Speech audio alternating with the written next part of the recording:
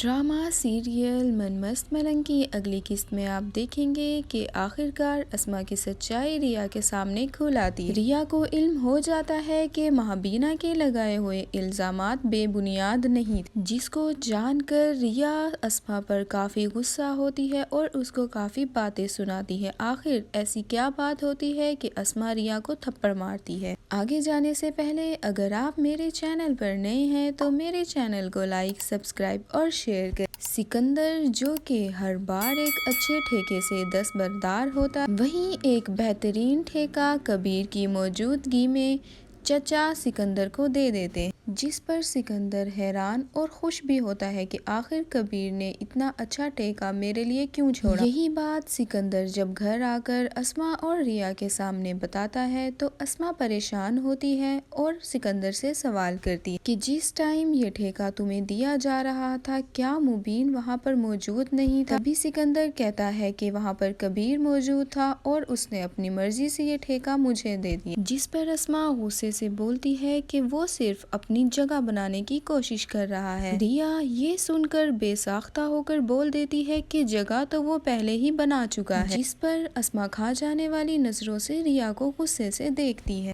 ریا جس کو اب کبیر پر اعتبار ہونے لگ گیا ہے اور وہ اس کی محبت میں گرفتار ہوتی جا رہی ہے۔ دوسری ہی طرف جب مبین کو پتہ چلتا ہے کہ اتنا اچھا آیا ہوا ٹھیکہ کبیر کی وجہ سے سکندر خان کو دے دیا گیا ہے تو مبین اپنی ناراضگی کا اظہار اپنی والدہ مہابینا کے سامنے کبیر سے کرتا اور کبیر کو وارن کرتا ہے کہ جس طرح کی لڑکی اسما نکلی ہے، دیکھو